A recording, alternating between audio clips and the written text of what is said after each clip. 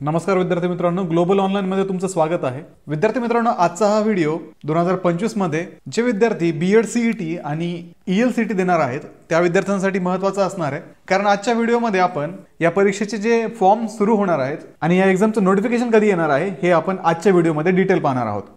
सोबत या व्हिडिओमध्ये आपण या परीक्षेची एलिजिबिलिटी, या परीक्षेचा पॅटर्न, सिलेबस या सर्व गोष्टी डिस्कस करणार आहोत। तर मित्रांनो, व्हिडिओ शेवटपर्यंत नक्की पहा आणि जर या परीक्षांविषयी तुमचे काही डाऊट्स असतील मी तुमच्या कमेंट्सचं नक्कीच आन्सर देण्याचा प्रयत्न करेल। तर विद्यार्थी मित्रांनो, सुरू करूया आजच्या व्हिडिओला। मित्रांनो, 27 नोव्हेंबरला सीईटी सेलने जे नोटिफिकेशन रिलीज केलं होतं त्या नोटिफिकेशन मध्ये सांगितलं होतं की तर महाराष्ट्र बीएड सीईटी आणि ईएलसीटी या परीक्षा 24, 25, 26 मार्च 2025 या 3 दिवसात घेतल्या जाणार आहेत। तर मित्रांनो, ही महाराष्ट्र बीएड सीईटी आणि ईएलसीटी या दोन्ही एक्झाम आपल्याला माहिती आहे ज्या विद्यार्थ्यांना बीएडला ऍडमिशन घ्यायचे त्यांच्यासाठी असतात आणि इन केस तुम्हाला जर इंग्लिश मीडियम मध्ये बीएड साठी ऍडमिशन घ्यायचं असेल तर तुम्हाला ईएलसीटी देणं कंपल्सरी असणार आहे। या परीक्षेची जी रिक्वायरमेंट आहे, या परीक्षेमध्ये तुम्हाला बॅचलर्स किंवा मास्टर्स डिग्री कमीत कमी ही परीक्षा देण्यासाठी तुमच्याकडे ह्या डिग्रीज असणं इम्पॉर्टंट आहे। आणि इन केस तुम्ही जर फायनल इयरचे स्टुडंट असाल तर फायनल इयरच्या स्टुडंट्सला पण बीएड सीईटी देता येते। मित्रांनो, तुमची जर कॅटेगरी ओपन असेल तर तुम्हाला कमीत कमी तुमच्या डिग्रीला 50% मार्क्स लागतात। इन केस तुम्हाला जर 50% मार्क्स डिग्रीला नसतील आणि तुम्ही जर पोस्ट ग्रॅज्युएशन केलेलं असेल आणि पोस्ट ग्रॅज्युएशन मध्ये तुम्हाला 50% पेक्षा अधिक मार्क असतील तर त्या केसमध्ये पोस्ट ग्रॅज्युएशनच्या बेसिसवरती एक्झामला अप्लाय करू शकता। त्यानंतर तुमची कॅटेगरी जर रिझर्व्ह असेल तर रिझर्व्ह कॅटेगरीमध्ये 45% मार्क्स असणं तुम्हाला आवश्यक आहे, पण त्याच्यासाठी तुम्हाला व्हॅलिड सर्टिफिकेट्स सादर करणं ही तितकंच महत्त्वाचं आहे। तुमची डिग्री जर इंजिनिअरिंग किंवा टेक्निकल असेल तर तुम्हाला 55% मार्क्स ओपनसाठी आणि 50% मार्क्स रिझर्व्ह कॅटेगरीसाठी लागतात। म्हणजे जर तुम्हाला बीएड करण्याची इच्छा असेल आणि तुमची डिग्री कुठलीही असो, फक्त ती रेकग्नाइज युनिव्हर्सिटीची असायला हवी। मित्रांनो, जर आपण सिलेबस बाबतीत जर डिस्कशन केलं तर सिलेबसमध्ये मेंटल ॲबिलिटी, जनरल नॉलेज आणि टीचर ॲप्टिट्यूड हा बीएड सीईटी साठी सिलेबस असतो। तर बीएड जनरल मध्ये मेंटल ॲबिलिटी 40 मार्क्सला, जनरल नॉलेज 30 मार्क्सला आणि टीचिंग ॲप्टिट्यूड हा 30 मार्क्सचा सब्जेक्ट असतो आणि या सब्जेक्टवरती क्वेश्चन्स जनरल बीएड सीईटी मध्ये येतात। तेच जर ईएलसीटी मध्ये जर पाहिलं तर बीएड जनरलचा जो सिलेबस आहे, जसं की mental ability 40 marks, general knowledge 30 marks, teacher aptitude 30 marks, त्याच्यासोबतच तुम्हाला इंग्लिश हे 50 मार्क्सचं असतं आणि त्या इंग्लिशमध्ये तुम्हाला 50 एक्स्ट्रा क्वेश्चन्स या परीक्षेमध्ये सॉल्व्ह करावे लागतात इन केस तुम्हाला जर इंग्लिश मीडियम मध्ये बीएड करायचं असेल तर। एक्झामचा जो पॅटर्न आहे त्याच्यामध्ये मोड या परीक्षेचा ऑनलाईन आहे। मीडियम, मराठी आणि इंग्लिश मीडियम हे दोन्ही मीडियम या परीक्षेमध्ये अवेलेबल असतात। टोटल मार्क्स बीएड जनरल मध्ये 100 असतात। टोटल क्वेश्चन्स ते देखील 100 असतात। हे क्वेश्चन्स एमसीक्यू पद्धतीचे असतात, म्हणजे तुम्हाला जर ही एक्झाम क्रॅक करायची असेल तर तुम्हाला एमसीक्यू ची प्रॅक्टिस करणं खूप महत्त्वाचं आहे। जर तुम्ही रेग्युलरली एमसीक्यू ची प्रॅक्टिस केली तर नक्कीच ही सीईटी क्रॅक करणं तुम्हाला खूप इझी जाईल। त्याच्यानंतर वेळ जो अलॉट केलेला आहे तो जनरल बीएड सीईटी साठी 90 मिनिटांचा वेळ अलॉट केलेला आहे आणि या परीक्षेमध्ये निगेटिव्ह मार्किंग सिस्टीम नाहीये। तेच आपण ईएलसीटीच्या बाबतीत जर पाहिलं तर ईएलसीटी पण ऑनलाईन मोड मध्ये होते। मीडियम इला कंपल्सरी इंग्लिश आहे। टोटल मार्क्स ईएलसीटी मध्ये 50 प्लस बीएड सीईटीचे 100 असे 150 मार्क इंग्लिश मीडियम मध्ये करू इच्छिणाऱ्या स्टुडंट्सला अटेम्प्ट करावे लागतील। त्याच्यानंतर क्वेश्चन्स ईएलसीटी मध्ये 50 येतात, सोबत बीएडचे 100 असे 150 क्वेश्चन्स असतात। याच्यामध्येही एमसीक्यू टाइप मध्ये क्वेश्चन्स असतात। ईएलसीटीला एक्स्ट्रा तुम्हाला 60 मिनिटे एवढा वेळ मिळतो। ईएलसीटी मध्ये पण निगेटिव्ह मार्किंग सिस्टीम नाहीये। त्याच्यामुळे तुम्ही डिसाईड करून घ्या तुम्हाला मराठी मीडियम मध्ये बीएड करायचं आहे की इंग्लिश मीडियम मध्ये। इन केस तुम्हाला जर मराठी मीडियम मध्ये बीएड करायचं असेल तर तुम्हाला बीएड ची जनरल सीईटी द्यावी लागेल आणि इंग्लिश मीडियम मध्ये बीएड करू इच्छिणाऱ्या विद्यार्थ्यांना ईएलसीटी देणं कंपल्सरी असणार आहे। आणि हे सिलेक्शन तुम्ही फॉर्म फिलअप करतानाच करायचंय, कारण एकदा फॉर्म फिलअप केल्यानंतर तुम्हाला नंतर त्या फॉर्म मध्ये चेंजेस करणं अलाउड नाहीये। तर विद्यार्थी मित्रांनो, जसं की मी तुम्हाला म्हटलं ही परीक्षा एमसीक्यू ची असणार आहे आणि तुम्हाला या परीक्षेमध्ये एमसीक्यू ची खूप चांगली प्रॅक्टिस करावी लागणार आहे। सोबतच या परीक्षेमध्ये तुम्हाला 3 ते 4 वेगवेगळे सब्जेक्ट सुद्धा स्टडी करायचे आहेत। मेंटल ॲबिलिटी असेल, टीचिंग ॲप्टिट्यूड असेल, जनरल नॉलेज असेल। तर विद्यार्थी मित्रांनो, या एक्झामचा या सिलेबसचा स्टडी करताना आपण एक स्ट्रॅटेजी डेव्हलप करायला पाहिजे।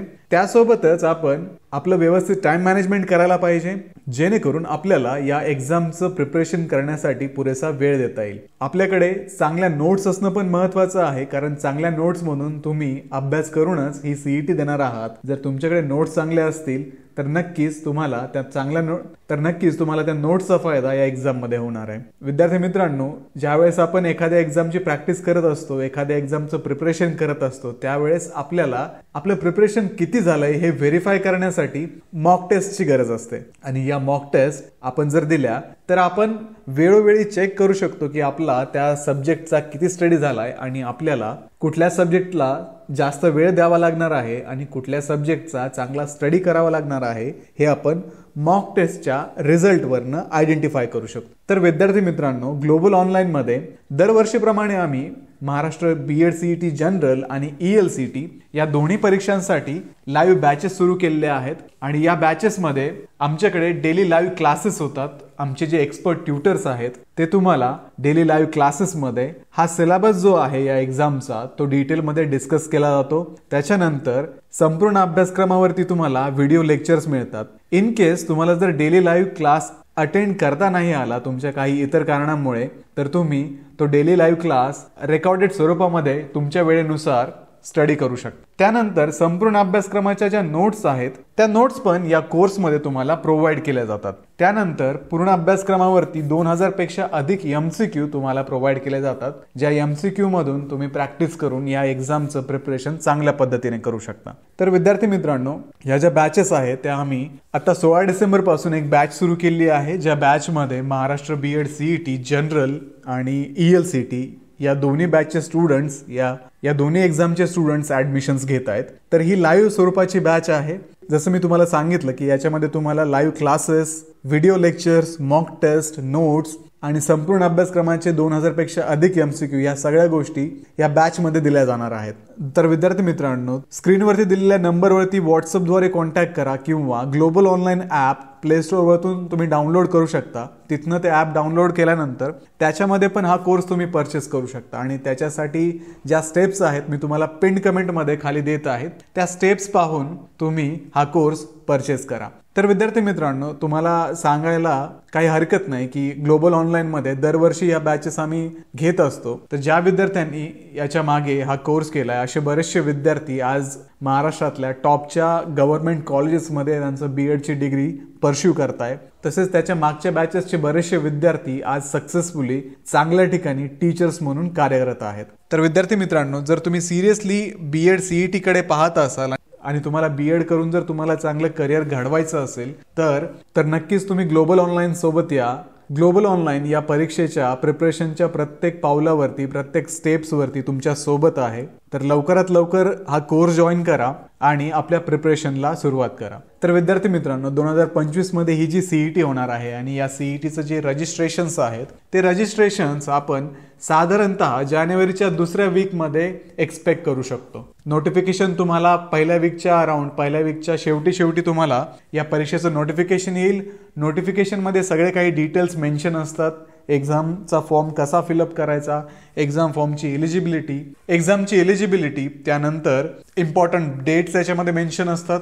तसंच त्याच्यानंतर सेकंड वीकमध्ये आपण एक्सपेक्ट करू शकतो की याचे फॉर्म सुरू होतील. ही परीक्षा जी असणार आहे ती दिनांक 24, 25, 26 मार्च या 3 दिवसामध्ये ही परीक्षा 2025 मध्ये होईल. आणि या परीक्षेचा रिझल्ट आपण एप्रिलच्या 4थ्या आठवड्यामध्ये एक्सपेक्ट करू शकतो. मेच्या 2ऱ्या आठवड्यामध्ये याचे कॅप राऊंड्स पण सुरू होतील आणि त्यानंतर तुमचं ऍडमिशन्स वेगवेगळ्या कॉलेजमध्ये कॅप राऊंड थ्रू होणार आहे. तर विद्यार्थी मित्रांनो, अगदी थोडाच वेळ शिल्लक आहे. या कमी वेळामध्ये आपल्याला मॅक्सिमम प्रॅक्टिस या एक्झामची करायची आहे, मॅक्सिमम MCQ सॉल्व्ह करायचे आणि आपल्याला या परीक्षेला सक्सेसफुली सामोरं जायचंय. तर तुम्ही तुमचं एक टाइम टेबल बनवा. जर तुम्हाला तुमच्या स्टडीच्या टाइम टेबलमध्ये काही मदत हवी असेल तर मी याच्यापूर्वीच या चॅनलवरती एक व्हिडिओ अपलोड केलेला आहे. 100 दिवसात BEd CETची तयारी कशी करायची, कुठले बुक्स यूज करायचे आणि स्ट्रॅटेजी काय असावी, या सगळ्या गोष्टींच्या संदर्भात मी रेग्युलरली व्हिडिओ या चॅनलवरती अपलोड केलेले आहेत. तुम्ही ते व्हिडिओज चेक करा, तुम्हाला बऱ्यापैकी चांगली आयडिया येऊन जाईल. आणि त्याच्यानंतरही तुम्हाला काही प्रश्न तुमच्या मनामध्ये शिल्लक राहिले तर व्हिडिओवरती नक्कीच कमेंट करा. व्हिडिओला लाईक लाईक करा, तुमच्या मित्रांना हा व्हिडिओ शेअर करा आणि बीएड सीईटी संदर्भात जे फ्युचरमध्ये अपडेट्स येणार आहेत ते अपडेट्स मिळवण्यासाठी ग्लोबल ऑनलाईनला आत्ताच सबस्क्राईब करा. तर विद्यार्थी मित्रांनो, लवकरात लवकर आमची लाईव्ह बॅच जॉईन करा आणि एक्झामच्या प्रिपरेशनला सक्सेसफुली सुरुवात करा. तर ठीक आहे, भेटूया अशाच पुढच्या एखाद्या व्हिडिओमध्ये. तोपर्यंत एक्झामचं प्रिपरेशन करत राहा. थँक्यू.